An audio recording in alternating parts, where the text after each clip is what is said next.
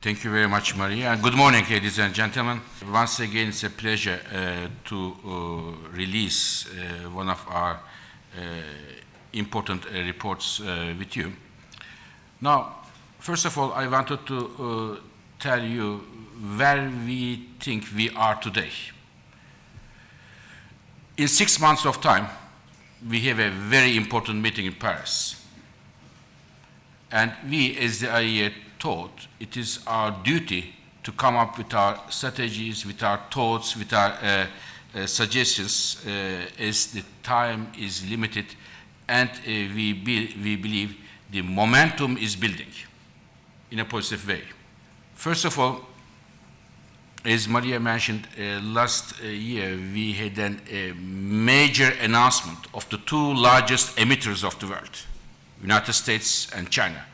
President Xi and President Obama jointly declare that they are committed to find a solution to our global problem of climate change, and the Paris is the place to find that solution. Europe, the region which is the champion of fighting against climate change, already agreed a very ambitious target in 2030.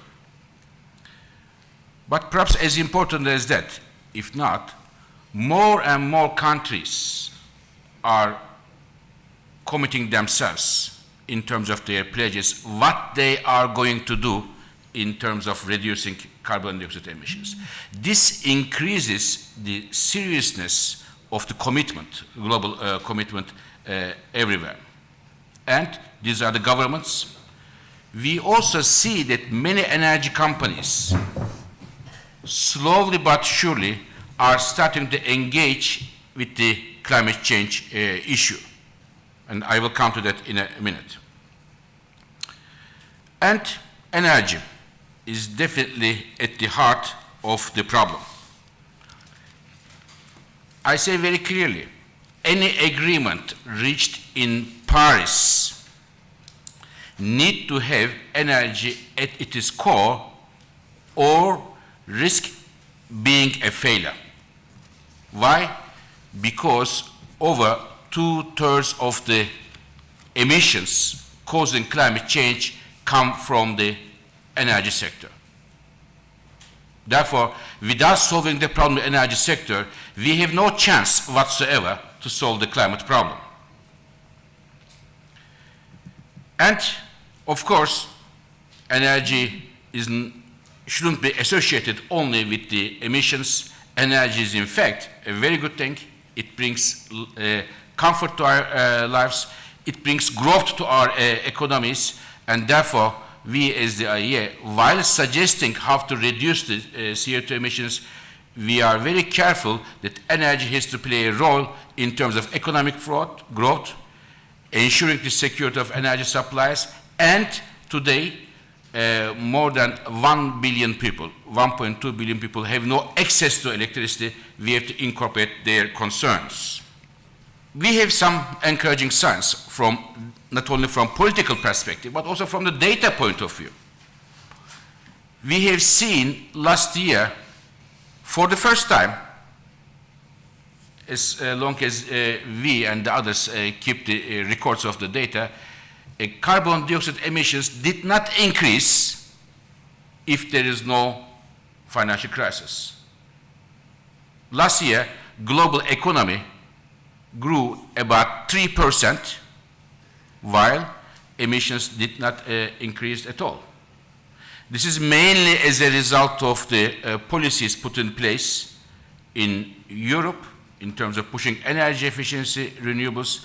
In the United States, new fuel efficiency standards in terms of cars, and putting restrictions in the coal-powered generation.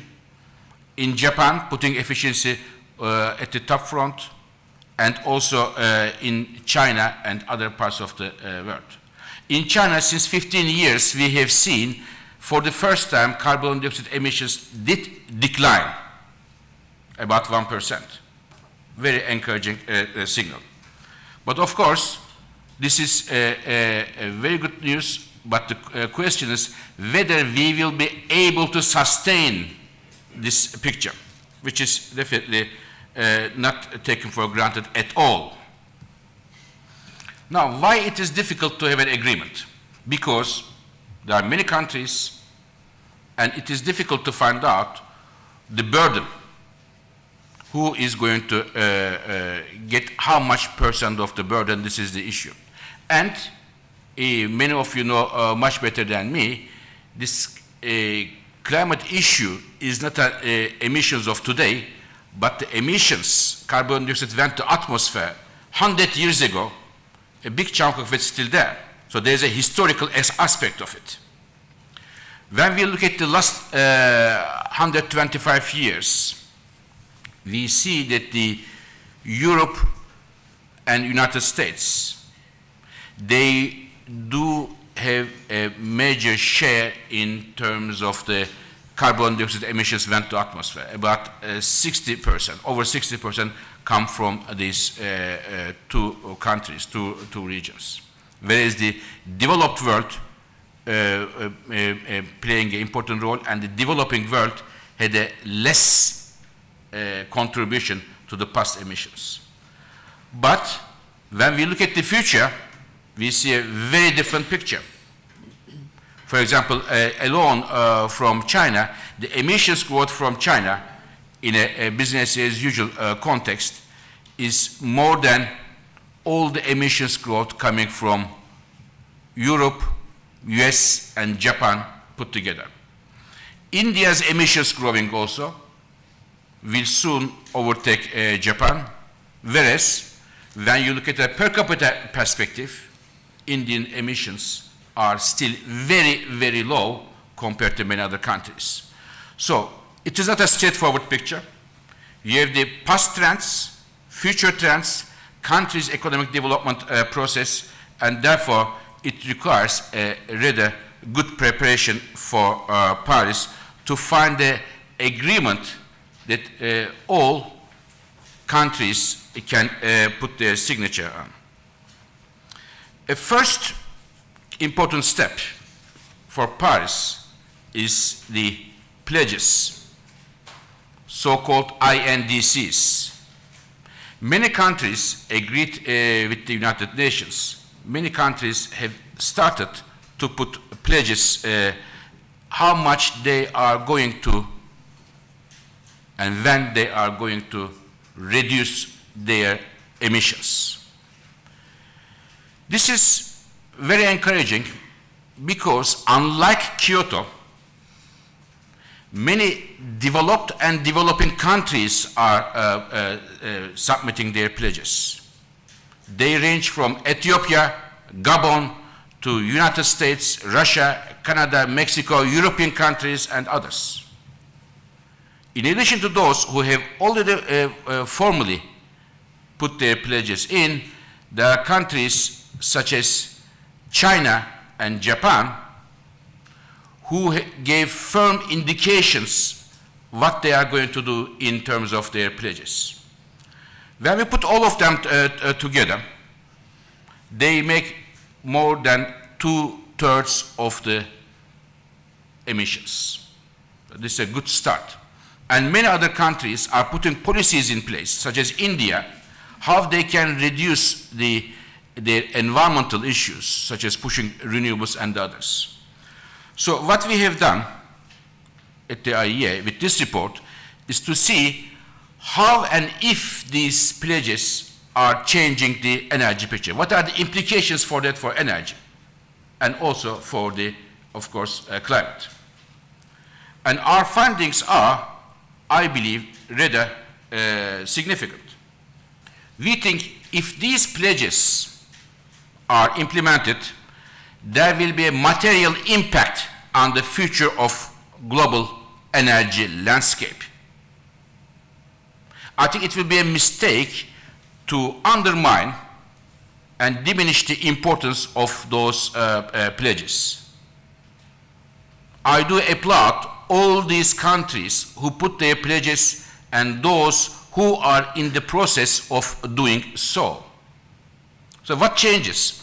First of all, with these pledges, in 2030, next 15 years of time, about 1/4 of the global energy system will be based on clean energy technologies. And more importantly, which unfortunately doesn't take enough attention, is the energy efficiency. Energy efficiency improvements are 3 times quicker, faster compared to current trends. Renewable energies. In 2030, renewable energies become the #1 source of electricity generation, overtaking coal. And in the next 15 years, about 60% of all new power plants will come from renewables. 60% of all new power plants built in the next 15 years will be renewables. 40% will be coal, gas, oil, nuclear, whatever you put them together. A major push there. And the big contribution of this come from China, Europe, US, and India. Even today, renewable energy investments in China is higher than those in Europe, US, and Japan put together. A huge push there. In terms of oil, we see a slowing down of the oil consumption. It does still grow, but natural gas is the only fossil fuel that increases its share in the global energy mix. Coal, on the other hand, we see a serious impact on coal. In US, Europe, and Japan put together, their coal demand will be 45% less than today. Big decline on coal in the OECD world. While in India, for example, coal demand growth slows down significantly. And we see that the Chinese coal demand in the INDC context is plateauing, which is a very important news for everybody. When it comes to climate change, what are the implications for climate change after having these very important implications for the energy sector? We think in terms of climate change, the CO2 emission reductions are important, but they are not yet there in terms of bringing us to our climate goals. But they are first very important steps, which creates an inertia in the energy world, which is very important for the next steps to be made. So, INDCs are a good step in the right direction, but we are not coming to a 2 degrees trajectory, and we have the COP meeting in Paris in 6 months of time. And energy sector is at the heart of the debate. What needs to be done? We, as the IEA, are demanding 4 major pillars to be embedded in any negotiation text which will come out from Paris, and we think only in that way we can have a successful outcome. And we have our concrete proposals, 4 of them, and they should be in an agreement coming from Paris. First and foremost, we would need to see a peak in the emissions around 2020 in order to be able to keep our chances to meet our climate goals. Without having that peak, then we risk of missing our climate goals forever. This is the first and the foremost demand of the International Energy Agency. Second, we think these pledges need to be reviewed regularly, every 5 years. And I will tell you why it is needed in a few minutes. Third, We have the, as Maria said, we have the worldwide agreed 2 degrees target, the world leaders and all the countries agreed. But the 2 degrees, while it is very important, we need to know, the world, the energy sector, citizens need to know, what does it mean in terms of emission reductions? So Paris needs to agree an emission reduction in the long term in order to be in line with a 2 degrees target. And fourth, we need to, in the energy sector, track these developments in a careful way and in a transparent way that the entire world can see. As I said, the most important one is the peak in emissions. The INDCs put in place today, and with the firm indications coming from China and Japan, slows down the growth of CO2 emissions, but we need to see, as I said, a peak, and therefore, what we suggest is to build a bridge between the INDCs and our climate goal of 2 degrees. And we suggest 5 energy policies to be able to have this peak in 2020. And these policies, ladies and gentlemen, are very carefully chosen so that A, they do not harm the economic growth, and B, they can be implemented with the proven and existing technologies. So we don't need to discover new technologies with the existing ones. So nobody can tell that if these policies are pushed, our economy will suffer, or we need big technological discoveries. They can be done with the existing technologies and without harming the economic growth. What are those? First, energy efficiency. There is still a huge potential with the existing technologies to put the right policies in place. For example, we demand that the least efficient categories of refrigerators, TV sets, and wash machines need to be banned worldwide. There are already cases in many countries in the world they are banned, but they should be banned worldwide, the least efficient categories of those. In terms of cars, today, on average, a car in the world consumes about 6 liters per 100 kilometers. But the technologies are already in place, and car manufacturers know that. This can be, in 15 years, brought down to 4 liters per 100 kilometers.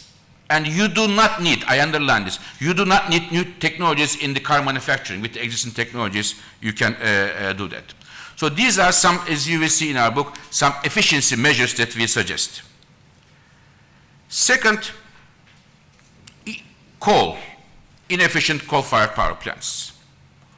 Today, in many parts of the world, especially in Asia and other parts of the world, we see many inefficient coal-fired power plants built, and once they are built, they will be with us 40, 50 years, and we will lock in the system. And those inefficient coal-fired power plants can be easily, their efficiency, if they do not want to go to other fuel sources, can be easily improved with, again, existing technologies, and not expensive.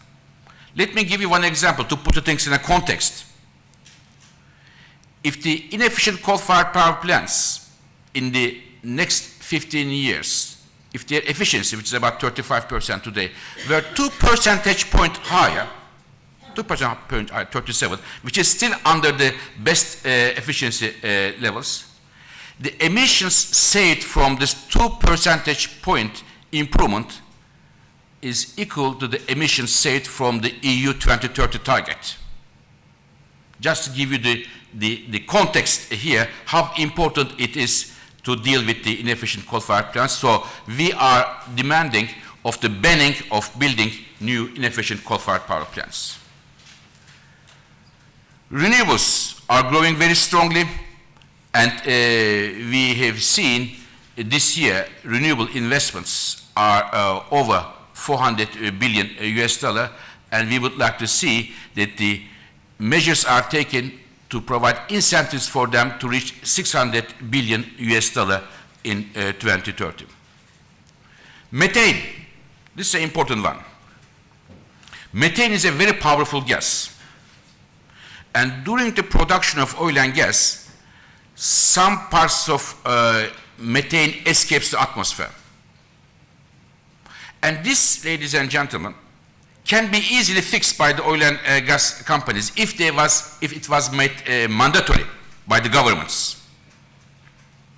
We have calculated oil and gas companies today, when you look worldwide, they invest about 600 billion US dollar for the new projects, and the additional investments they need to put in place to minimize the methane emissions will be less than 1 percentage point additional investments. But it is not mandatory yet. We are demanding this to be mandatory by the governments of the world. Some countries are making efforts, but they are rather few. And finally, fossil fuel, coal, oil and gas are significantly subsidized throughout the world. More than 500 billion US dollar today. And this would give a message to the consumers that please do dirty up the world. I give you an incentive for that. Because the price of fossil fuel products are heavily subsidized and put down very cheap in an artificial way. And this also bad for their budgets and bad for the local pollution. And many countries taking advantage of the lower oil prices are now phasing out the fossil fuel subsidies, such as India and Indonesia and Malaysia. We would like to see a gradual phase out of fossil fuel reforms, which is a key topic for the G20 meeting this year. So these are our 5 suggestions, 5 policies that we demand need to be put in place, the world to see a peak in the global emissions in 2020. You will see, if you have a chance to look at our report, we have done it for all the countries who have already put pledges or who are putting their pledges. In India, for example, renewables. Middle East, fossil fuel subsidies. In Southeast Asia, inefficient coal-fired power plants. And in other countries, we look at what else can be done in line with our breach scenario in order to be in line with a 2020 peaking strategy. So this is in our book, and we will discuss this with all the governments in the next months through Paris, what can be done in a given country, the countries who made their pledges and who are in the process of making the pledges. And this is our first demand from Paris, the peak in emissions 2020. Second is the revision of the pledges every 5 years. Why is this important? For 2 reasons. First, the carbon budget. Mother Nature gave us a budget for carbon, told us, you human beings, I give you a budget, you can emit that much emissions if you want to stay under 2 degrees, which means if you want to have a world which is more or less in line with what you have been enjoying since centuries. And up to now, by putting a lot of carbon in the atmosphere, we have already consumed more than half of that budget. And if we don't change our policies substantially, we are going to see that our carbon budget is going to finish. We will consume everything by 2030, and we say goodbye to the planet we used to see since centuries. Therefore, one reason why we think a 5-year review is important is to review where we are in terms of our carbon budget and what, if anything else, we have to do. Second reason, countries make pledges on the basis of the current energy market conditions. In 5 years of time, we may well see that some of the technologies which are environmentally friendly but expensive may be cheaper.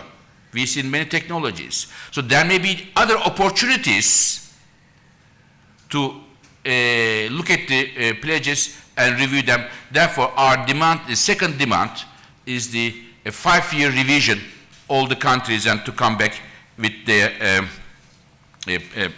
pledges.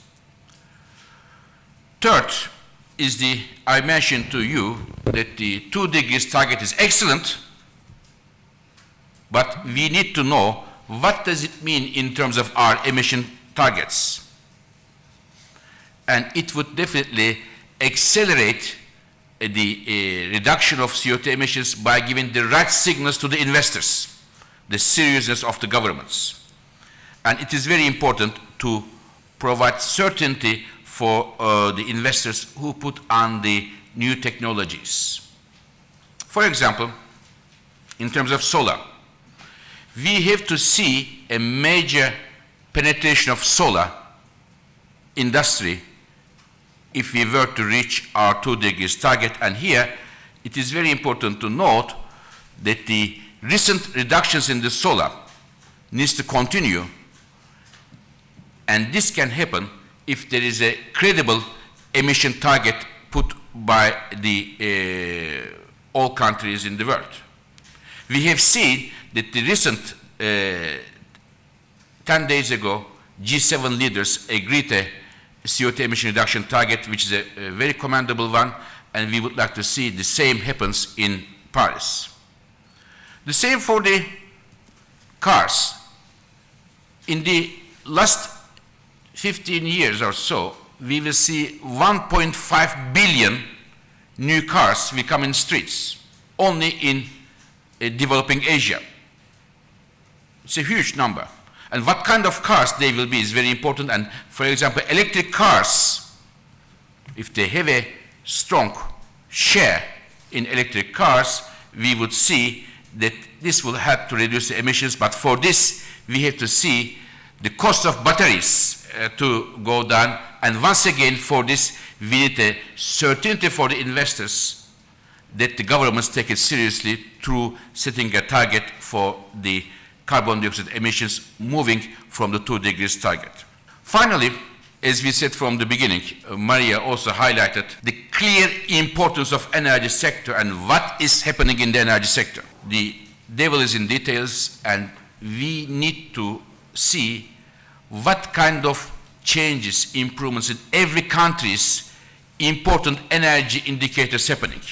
For example, the carbon intensity of the power plants, or the efficiency of the cars, or the lighting efficiency of the buildings. We suggest that those indicators, which are several and complex, need to be monitored, tracked, and published in a transparent way for each country to see the process, what is happening there. And this is the fourth demand we have from the Paris meeting COP. To finish our presentations, ladies and gentlemen, the pledges today are commendable first steps in the right direction to reach our climate goals.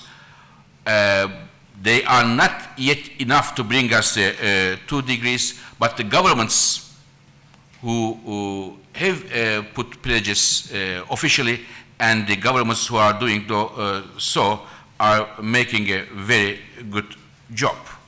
But also, we need to see the same move from the companies following the government steps, because companies are the ones who makes the investments.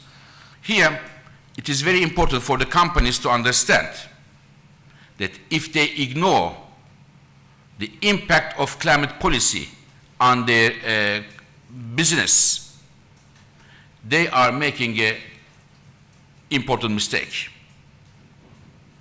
Climate policy effect will be felt overall the energy sector more and more in the next years to come.